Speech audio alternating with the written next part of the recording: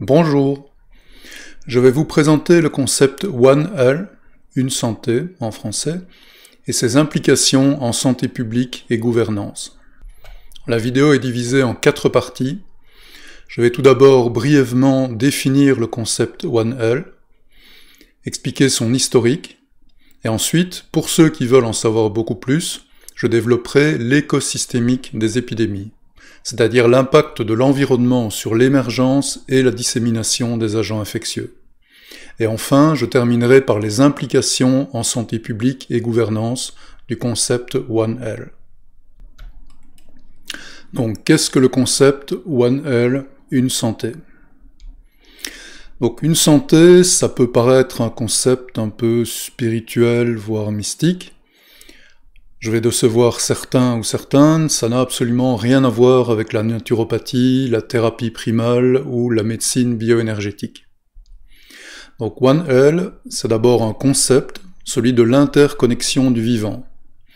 Donc l'interconnexion entre santé humaine, santé animale et état des écosystèmes.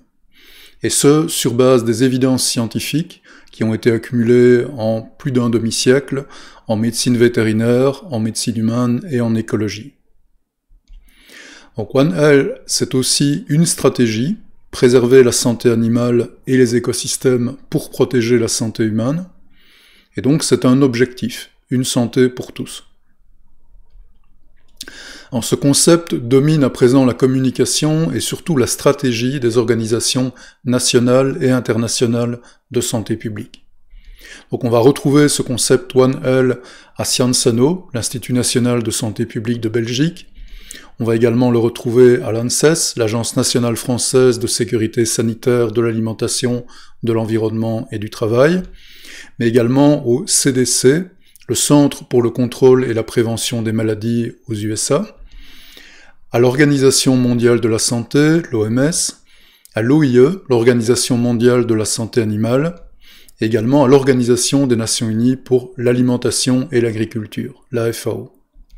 Alors pourquoi ce concept One Health, une santé, s'est-il imposé en santé publique? Simplement parce qu'il est le cadre conceptuel permettant de comprendre l'émergence des épidémies, et donc de les anticiper, voire de les prévenir. Donc quel est l'historique du concept One Health? Donc il prend naissance avec la publication en 1984 du livre de Calvin Schwab intitulé « Médecine vétérinaire et santé humaine ». Donc un livre qui va souligner l'interconnexion entre santé humaine et animale. Et donc Calvin Schwab est considéré comme un des pères de l'épidémiologie moderne. La deuxième grande étape est la proclamation des 12 principes de Manhattan à la Rockefeller University en 2004 à New York. Donc ces 12 principes, en substance, soulignent l'interconnexion entre santé humaine, animale et environnement, et surtout soulignent l'impossibilité d'appréhender cette connexion si on se base sur une approche monodisciplinaire. Donc la grande nouveauté des 12 principes de Manhattan, c'est de suggérer une approche multidisciplinaire de la santé. Et donc ça va amener notamment à la naissance de ce qu'on appelle l'éco-épidémiologie, donc l'étude de l'impact de l'environnement sur l'émergence et la dissémination des épidémies. On va également souligner dans cette conférence l'importance des sciences humaines dans la résolution des épidémies, notamment au niveau de l'acceptation des politiques sanitaires, et donc de la communication avec le public. Et la troisième et dernière étape, c'est la proclamation en tant que telle du concept One Health en 2008 à la conférence de Sharm el-Sheikh sur les épidémies de grippe aviaire. Donc concept qui souligne véritablement l'interconnexion entre santé humaine, santé animale, état des écosystèmes, et qui souligne également l'interdépendance entre santé et économie. C'était relativement nouveau à l'époque. Alors One Health n'est pas la seule approche holistique, la seule approche globale de la santé. Il existe également Eco-Health et Planetary Health. Alors, si on compare rapidement ces trois approches, elles sont simplement différenciées par une origine disciplinaire différente. Donc One Health, comme je vous l'ai expliqué, dérive beaucoup d'études en médecine humaine, médecine vétérinaire, et donc elle est fort focalisée sur la santé animale, et donc dominée actuellement par l'infectiologie. Le concept Eco-Health n'est plus dans la discipline de l'écologie, et donc est plus focalisé sur la biodiversité et l'état de l'environnement. Et enfin, Planetary Health rajoute une dimension économique à ces concepts, et donc insiste fort sur la durabilité de l'économie, sur son impact sur les écosystèmes, et ensuite sur la santé publique. Actuellement, ce qui domine en santé publique, c'est principalement le concept One Health. Et donc, ce qu'on pourrait éventuellement reprocher actuellement à cette stratégie, c'est de ne pas encore avoir totalement intégré les concepts d'importance de l'environnement et d'une économie durable en santé publique. Mais à terme, dans le futur, on peut prévoir une convergence de ces trois approches, One Health, Eco-Health, Planetary Health, parce que le corps disciplinaire est tout à fait commun, et il n'y a absolument pas de compétition entre ces différents concepts. Passons à présent à l'écosystémique des épidémies. Donc, quand on s'intéresse aux épidémies et aux infections, la première relation à considérer, c'est celle entre le pathogène et son hôte. Alors, une des grandes caractéristiques de cette relation, c'est sa dynamique. On parle de dynamique de type reine rouge, qui était l'équivalent en fait d'une course aux armements perpétuels. Donc à la fois le pathogène et l'hôte cherchent systématiquement à s'adapter, à développer des contre-mesures, des stratégies d'échappement à la réponse immunitaire. Alors, pour comprendre ces systèmes d'échappement, cette course aux armements, il faut passer au niveau population. Donc la population d'agents pathogènes est hétérogène. Elle va se diversifier au cours du temps par exemple, des mutations, l'acquisition de gènes de résistance, par exemple pour des bactéries. Et au niveau de l'hôte, on a également une très forte hétérogénéité de la population. Donc la population est hétérogène en âge, en pathologie, par exemple obésité. On peut avoir des épidémies qui sont déjà présentes dans la population. On peut également avoir une mémoire immunitaire spécifique de l'agent pathogène. Et on peut avoir certaines parties de la population qui sont sous traitement spécifique du pathogène ou pour d'autres types d'agents pathogènes. Donc on a une multitude d'interactions qui rendent extrêmement complexe cette dynamique hôte pathogène. Et donc on parle d'un système qui est hautement imprévisible. Donc c'est la métaphore qu'a utilisée Gregory Bateson, la métaphore du croquet vivant, qui est tirée d'Alice au Pays des Merveilles. Donc Alice doit jouer au croquet et elle doit utiliser un flamant rose vivant. Et donc l'animal tord son cou en permanence, ce qui rend les interactions entre le flamant rose et l'objet utilisé pour jouer au croquet totalement imprévisibles. Alors, à cette relation déjà très complexe, très dynamique, hautement imprévisible entre l'hôte et l'agent pathogène, il faut rajouter l'impact de l'environnement, qui, comme on va le voir, va avoir une très forte influence sur la nature et la dynamique des épidémies. Donc, premier point à considérer, sur les 1407 agents pathogènes affectant l'humain, 816, c'est-à-dire 58%, sont d'origine animale. C'est ce qu'on appelle des zoonoses. Donc, en pratique, nous pouvons être infectés par des agents pathogènes transmis par les animaux sauvages, par les animaux domestiques, les animaux d'élevage, soit de manière directe, soit via ce qu'on appelle des insectes vecteurs. On parlera alors de maladies vectorielles. Et suite à ces infections, il peut, dans certains cas, résulter une transmission interhumaine, qui est une condition indispensable pour véritablement voir l'émergence d'épidémies et de pandémies. Alors la fréquence de contact entre animaux et humains est évidemment très variable. Donc elle va dépendre de l'urbanisation, du niveau de biodiversité, des conditions sanitaires, du système économique. Donc je vais expliciter ces différentes variables à l'aide de 3 exemples, la maladie de Lyme, l'échinococcose kystique et la grippe aviaire. Donc, premier exemple, la maladie de Lyme, qui va me permettre de souligner les liens entre biodiversité et épidémie. Donc ces dernières décennies, on a accumulé beaucoup d'informations concernant ces liens, biodiversité et épidémie, donc notamment l'étude ici, montrant en fait l'augmentation de la présence d'agents pathogènes chez certains animaux en fonction du niveau d'urbanisation de l'environnement.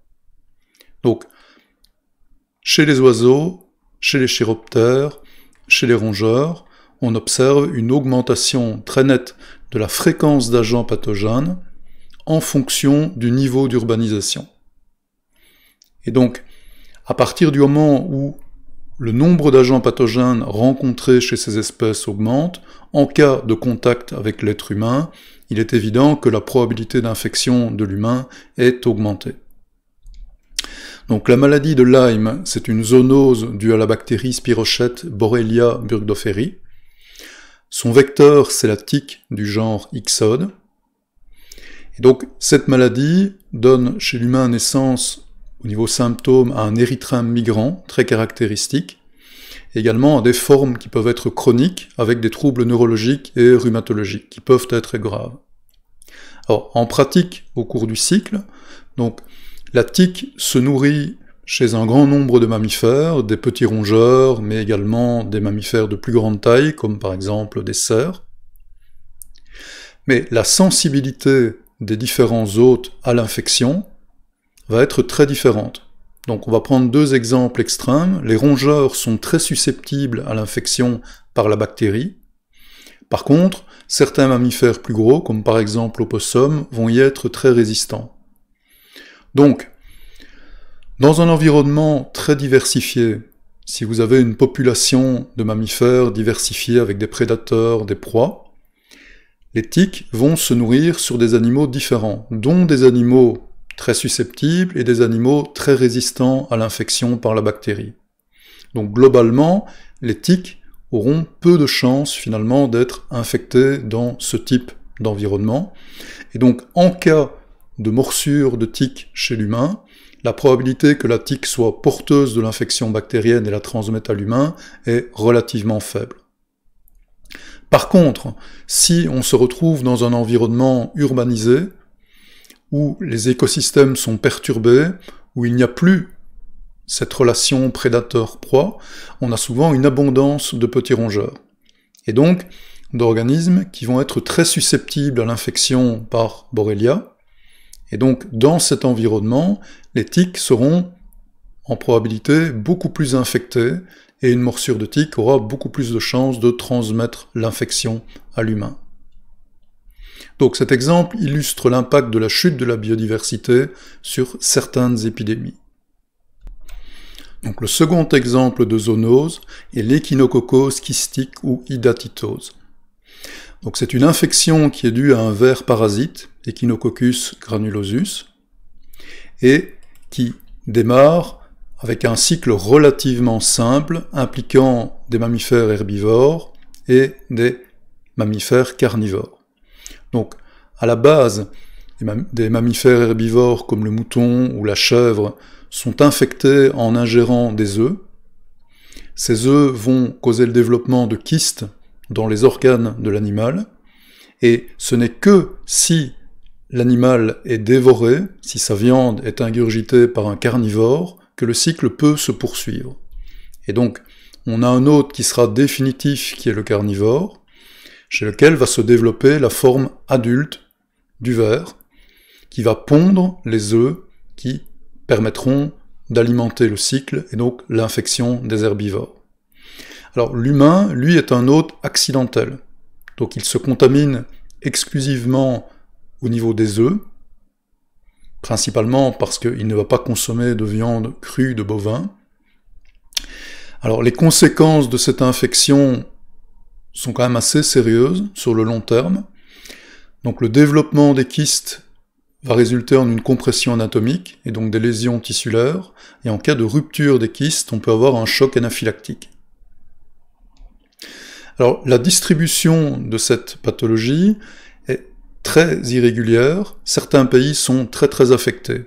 Donc je vais essayer ici de vous expliquer pourquoi certains pays sont beaucoup plus affectés que d'autres par cette infection. Et je vais vous montrer qu'en fait, ça n'est pas du tout dû à une différence entre les hôtes et l'agent pathogène, c'est vraiment lié à l'environnement. Je vais prendre comme exemple le Maroc, un exemple qui est bien documenté. Et donc au Maroc, en fait, le principal problème pour la gestion de cette infection, c'est l'état des abattoirs. Donc la grande majorité des abattoirs au Maroc ne respectent pas les conditions d'hygiène minimales. Et les contrôles sont tout à fait inefficaces. Donc en pratique, dans la majorité des abattoirs marocains, les déchets de carcasses, une bonne partie des tissus qui ne sont pas utilisés pour l'alimentation humaine, vont être simplement en fait poussés dans des rigoles qui seront ensuite éliminés vers de simples bennes dans lesquelles on va accumuler ces déchets qui vont être en fait accessibles à toute une série d'animaux, dont des chiens. Donc dans ces conditions, on permet en fait la réalisation d'un cycle, le fait que les carnivores vont pouvoir se nourrir de viande d'animaux infectés, et on permet à ce cycle de se perpétuer, ce qui n'arriverait pas dans un pays où la gestion des abattoirs serait correcte, et où simplement les carnivores n'auraient pas accès aux déchets provenant des carcasses. Alors, le deuxième gros problème au Maroc, c'est un problème d'éducation. Donc l'analphabétisme y est encore très élevé, presque un tiers de la population, et touche principalement les personnes âgées, donc des gens qui sont souvent en charge de ces abattoirs. Donc il est très difficile au Maroc d'expliquer à la population les risques de ce type d'infection et la manière d'y faire face. Et enfin, il y a le problème de l'abondance des chiens sans maître.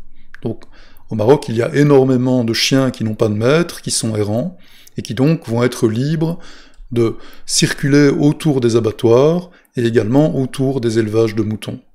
Et il y a également le problème des carnivores sauvages, comme par exemple le chacal doré.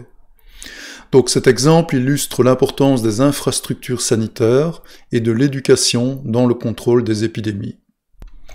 Alors comme troisième exemple de zoonose, je vais vous présenter la grippe aviaire qui est due au virus influenza. Donc c'est un virus à ARN de la famille des Orthomyxoviridae. Il en existe 4 types, A, B, C et D, et on va principalement s'intéresser au type A, qui est le plus courant pour les infections humaines. Donc, les virus influenza, leur structure est assez simple. C'est un virus à ARN, entouré par une membrane lipidique, ce qu'on appelle le péplos, et dans cette membrane lipidique, on a principalement 2 protéines, l'hémagglutinine et la neuraminidase, H et N. Et donc ce sont ces 2 protéines qui vont donner le sous-type du virus. On a des H1 jusqu'à 18 et des N1 jusqu'à N11. Alors ces virus influenza de type A sont principalement présents au niveau des oiseaux sauvages. C'est le principal réservoir de virus. Et partant de ces oiseaux sauvages, il y a des possibilités d'infection des élevages de volailles, poulets, ça donnera la grippe aviaire, mais également des possibilités d'infection humaine, on parlera de grippe, ou d'infection de porc, et donc de grippe porcine. Une autre caractéristique très très importante du virus influenza, c'est que son génome, son ARN, est présent en fait en 8 pièces. Donc c'est un peu l'équivalent de nos chromosomes, il y a 8 fragments à son génome. Alors, la conséquence la plus intéressante, c'est qu'en fait, ces 8 pièces vont permettre ce qu'on appelle des réassortiments de virus. Donc concrètement, si un individu est infecté par 2 virus différents, et que ces 2 virus différents infectent la même cellule, au sein de cette cellule, on peut avoir un mix, entre guillemets, entre les 2 virus. Donc il peut y avoir des réassortiments de pièces du génome. Ce qui va permettre en un seul cycle d'infection virale d'avoir la production d'un virus tout à fait nouveau, qui va être en fait différent de ses parents. On parle de sexualité virale pour ce phénomène. Et donc, ce type d'évolution très rapide s'ajoute à l'évolution beaucoup plus classique par mutation, qu'on retrouve également évidemment chez ce type de virus, et donc l'accumulation ponctuelle de mutations au niveau du génome. Alors, en Chine, on a eu une augmentation quasi exponentielle du nombre d'élevages de poulets lors de ces dernières décennies, et en conséquence une multiplication des épidémies de grippe aviaire. Donc on a actuellement 5 milliards de volailles qui sont élevées en Chine, élevées dans plus de 20 millions de fermes, c'est gigantesque, et on a une grande hétérogénéité des infrastructures. Donc on a des fermes ouvertes qui permettent des contacts avec le milieu extérieur et notamment avec les oiseaux sauvages, qui peuvent donc transmettre à l'élevage des infections, et on a également des élevages industriels en milieu totalement clos. Alors ces élevages-là sont protégés des virus extérieurs, mais par contre, le problème c'est que les animaux sont souvent en moins bonne santé dans ces élevages, souvent le stress les immunodéprime, et donc ils sont souvent plus susceptibles aux infections. Un autre grand problème, une autre spécificité, je dirais, de la Chine, c'est que, comme dans d'autres pays, évidemment, la viande est vendue sous forme de morceaux de viande, mais il y a également une très grande fréquence de marchés de volailles vivantes. C'est une des spécificités en Asie. Le problème, évidemment, c'est que quand on achète des volailles vivantes, il y a une possibilité, évidemment, très accrue de dissémination d'infections. Et il y a un très très grand nombre de marchés de volailles vivantes en Chine, pratiquement 9000, et également beaucoup de mouvements entre les élevages et les marchés. Donc tout ça augmente les probabilités de rencontre entre différents virus, et donc les probabilités de réassortiment et d'apparition de nouveaux variants. Donc à ce niveau, la Chine constitue un écosystème qui est extrêmement propice à l'émergence et à la dissémination de nouveaux variants du virus de la grippe. Alors je vais prendre un cas particulier, celui du nouveau virus influenza A H7N9. Donc ce virus, sa première détection date de 2013 à Shanghai. Il présentait une faible virulence chez l'oiseau, mais une virulence très haute chez l'humain. Donc il a été associé à des taux de mortalité très hauts, entre 20 et 40%. Et ce virus est devenu hautement virulent pour l'oiseau en 2017. Donc vraisemblablement, ce virus provient de réassortiments de virus présents chez les oiseaux domestiques, chez les oiseaux sauvages, et ayant transité également chez l'homme pour certaines étapes de sélection.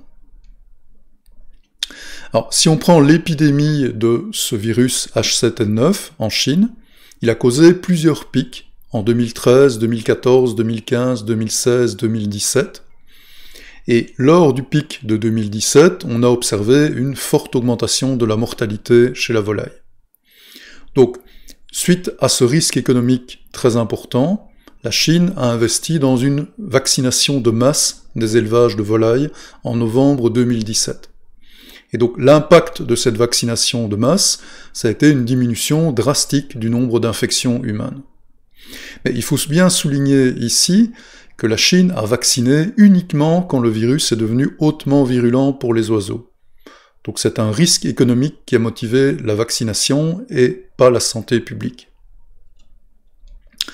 Alors, l'impact, vous pouvez la voir ici en dynamique de cette vaccination. Donc là, vous avez la dissémination de l'épidémie entre 2013 et 2019. Vous allez voir l'importance du pic de 2017, le fait que l'épidémie a disséminé jusqu'au Japon et dans pratiquement toute la Chine. Et donc, suite à la vaccination, on a un écrasement quasi total de cette épidémie. Alors, l'impact de cette vaccination a été également de totalement bloquer la diversification du virus. Donc, ici, vous avez un arbre phylogénétique du H7N9. Vous voyez l'importance, le nombre de variants avant 2017, et suite à la vaccination, on a une réduction très importante du nombre de variants. Par contre, tous les variants, évidemment, n'ont pas été éradiqués. Donc ça, c'est exactement ce qu'on observe dans une dynamique d'une relation hôte pathogène, c'est ce qu'on peut s'attendre à observer. Une partie du virus va s'adapter par diversification génétique. Certains virus vont être capables d'échapper au vaccin, et ce sont ces variants qui vont proliférer quand le vaccin est présent.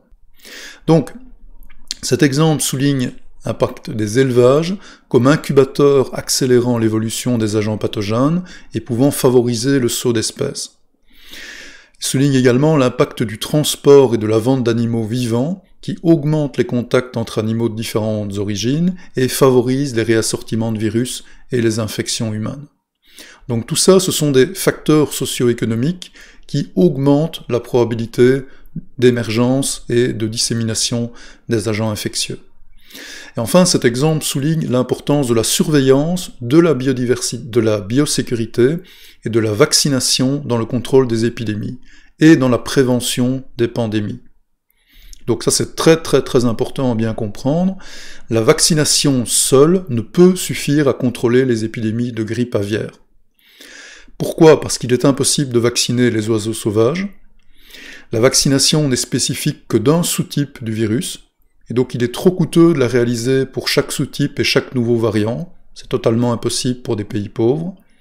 Et la vaccination, en tant que pression de sélection, peut accélérer l'apparition de nouveaux variants résistants.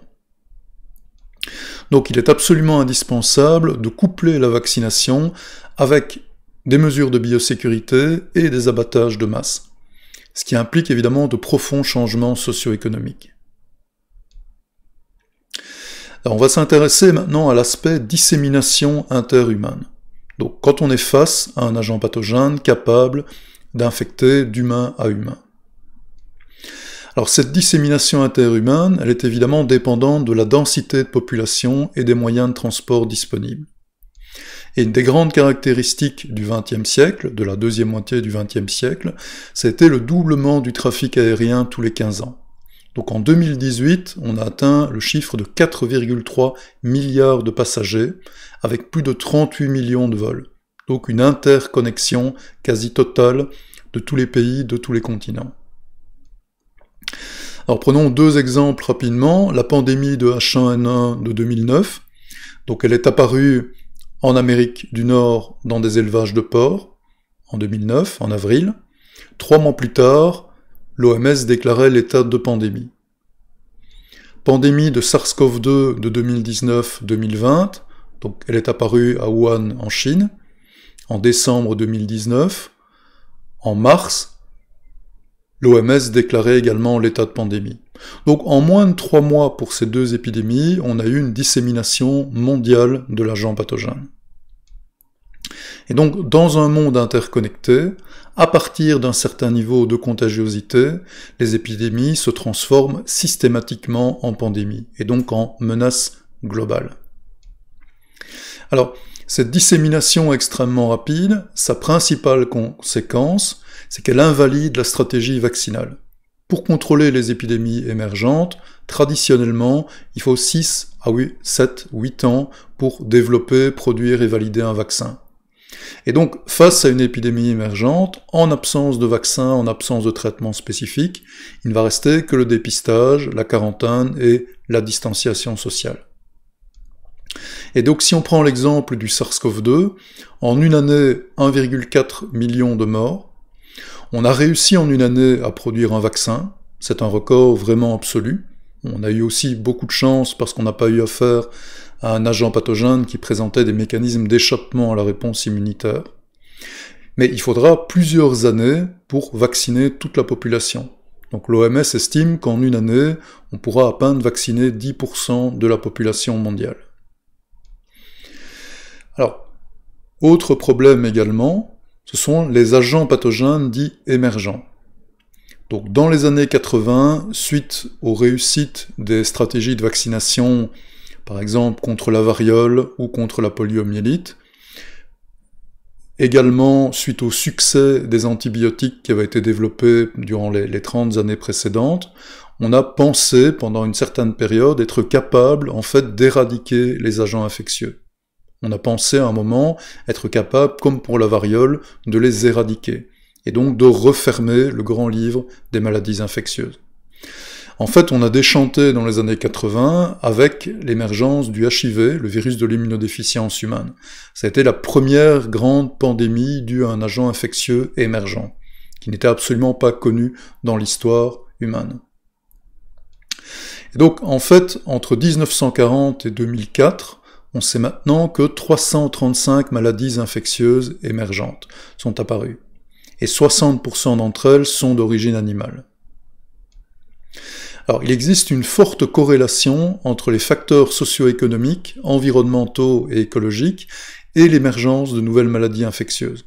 Donc, par exemple, la densité de population, l'usage des sols, l'agriculture, l'invasion des écosystèmes naturels, le commerce d'animaux sauvages.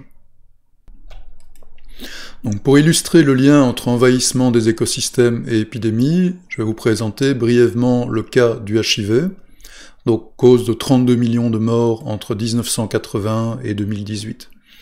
Donc il y a eu de nombreuses hypothèses pour expliquer l'émergence de ce virus. Donc il y a eu les hypothèses armes biologiques qui auraient été développées, soi-disant pour par exemple éliminer les homosexuels. Il y a également eu les hypothèses d'accidents de vaccination en Afrique. En fait, les études plus récentes, la plus importante date de 2014, ont démontré, en réalisant une phylogénie du virus, donc en établissant la séquence, en identifiant le virus HIV dans des prélèvements sanguins de plus en plus anciens, cette étude a démontré qu'en fait ce virus était apparu entre les années 1920 et 1930, spécifiquement en Afrique, et plus spécifiquement dans la République démocratique du Congo. Donc on pense actuellement que l'émergence de ce virus est due à une augmentation de la chasse et de la consommation de viande de chimpanzés dans la région de Kinshasa. Donc ce serait la résultante en fait de l'envahissement des écosystèmes suite à la construction des grandes métropoles africaines.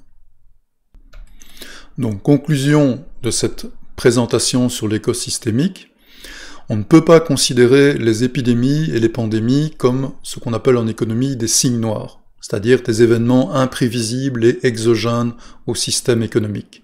Ce ne sont absolument pas des signes noirs. Elles sont en partie déterminées par la structure socio-économique de nos sociétés. Donc, l'environnement, l'envahissement des écosystèmes, la manière dont les élevages sont conçus, la manière dont les animaux sont transportés d'un point à l'autre, va avoir un impact sur le développement des épidémies. Et donc, on retrouve ça dans le troisième principe de Manhattan. Les décisions concernant l'utilisation des terres et de l'eau ont de réelles implications pour la santé. Les altérations de la résilience des écosystèmes et les changements dans les schémas d'émergence et de propagation des maladies se manifestent lorsque nous ne parvenons pas à reconnaître cette relation. Autre conclusion, les pandémies sont inévitables dans un monde globalisé, donc nous devons absolument en tenir compte. Et ces pandémies ont un très important impact socio-économique. Donc ça souligne l'interconnexion entre santé et socio-économique, qui est trop souvent négligée. Et enfin, notre capacité de réponse aux pandémies est extrêmement limitée, comme on a pu le voir dans le cas du SARS-CoV-2. Donc je vais maintenant passer à la quatrième partie, les implications en santé publique et gouvernance du concept One Health. Donc traditionnellement en médecine, face à un agent infectieux, on va réagir. Donc développer des stratégies de dépistage, des stratégies de quarantaine, essayer de développer des traitements, développer un vaccin et vacciner massivement la population. En fait, la nouveauté du concept One Health, c'est surtout qu'il incite au développement d'une médecine préventive. Donc, One Health suggère fortement d'agir sur les conditions qui vont favoriser l'émergence et la dissémination des épidémies. Donc, c'est-à-dire sur l'utilisation des sols, les conditions d'élevage, par exemple l'usage d'antibiotiques qui peut sélectionner des bactéries résistantes, mais également sur les transports internationaux, autant d'animaux que de personnes, ou sur le commerce d'animaux sauvages. Alors, cette approche préventive en santé humaine ne doit évidemment pas être limitée aux maladies infectieuses. La pollution de l'air, par exemple, est responsable de 9 millions de décès chaque année, c'est-à-dire 16% des décès globaux. Si on considère le tabac, l'alcool ou les aliments ultra-transformés, le tabac est responsable de 8 millions de décès, l'alcool de 3,3 millions de décès, et les aliments ultra-transformés, c'est-à-dire les aliments riches en sucre et graisse, qui favorisent des maladies chroniques. Si on considère uniquement l'obésité, celle-ci est responsable de 2,8 millions de décès. Donc, l'ensemble de l'impact de la pollution de l'air, du tabac, de l'alcool, des aliments ultra-transformés, ça représente déjà pratiquement 40% des causes de décès. Donc 40% des causes de décès ont en fait une origine humaine. Donc on a beaucoup parlé de guerre contre le coronavirus, c'est un terme qui a été utilisé aux États-Unis, en Europe, en France, mais il faut vraiment rappeler que la pollution de l'air tue beaucoup plus que le coronavirus. Donc, conclusion finale de cette vidéo, le cadre conceptuel One Health suggère fortement que l'amélioration de la santé publique passe par une prévention des menaces, et notamment par une régulation de l'usage des sols, du commerce international, de l'activité industrielle, de l'innovation technologique. Et donc, l'interconnexion entre ces différentes activités implique une réorganisation majeure de la gouvernance. Actuellement, par exemple, on a une division en ministères dans la plupart des gouvernements, ministère pour l'environnement, pour l'économie, pour l'agriculture, pour la santé. En fait, cette division est obsolète. Tout est absolument interconnecté, l'environnement va avoir un impact sur l'économie, sur la santé et inversement. Il y a également le problème des priorités. Donc souvent dans les gouvernements, dans les différents ministères, on essaie d'identifier des priorités. En fait, rien n'est prioritaire parce que tout est interconnecté. Donc c'est ce qu'on retrouve dans le 5e principe de Manhattan. Concevoir des approches adaptatives, holistiques, et tourner vers l'avenir pour la prévention, la surveillance, le suivi, le contrôle et l'atténuation des maladies émergentes et réapparues qui tiennent pleinement compte des interconnexions complexes entre les espèces. Alors, il faut également prendre en considération le fait que les menaces globales, les pandémies, le réchauffement climatique, la pollution atmosphérique et plastique par exemple, ne sont détectables et gérables que via une approche scientifique. Donc le bon sens commun ne permet généralement pas d'interpréter des données climatiques ou des données épidémiologiques. Il faut passer par des modèles scientifiques. Et donc ça pose la question de la place de la science dans la gouvernance de nos sociétés. Et enfin, la lutte contre les menaces globales nécessite souvent une réponse globale, c'est-à-dire une réponse par une coopération internationale, ce qui implique une même vision des priorités entre les différents États, ce qui jusqu'à présent est rarement le cas. Donc ça pose la question d'une définition consensuelle minimale du bien commun, afin de déterminer les priorités d'une réponse à donner face à une menace globale.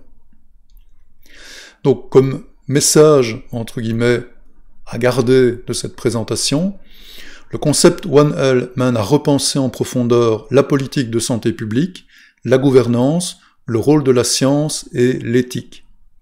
Et c'est un message qui actuellement est de plus en plus présent dans les publications scientifiques. Je vous donne un exemple ici, une publication dans le Lancet faisant l'état sur le concept Planetary Health. Une des conclusions est que les systèmes actuels de gouvernance et d'organisation des connaissances humaines sont insuffisants pour faire face aux menaces à la santé planétaire. Donc il est urgent d'apprendre à penser et surtout à gouverner autrement. Je vous remercie pour votre attention.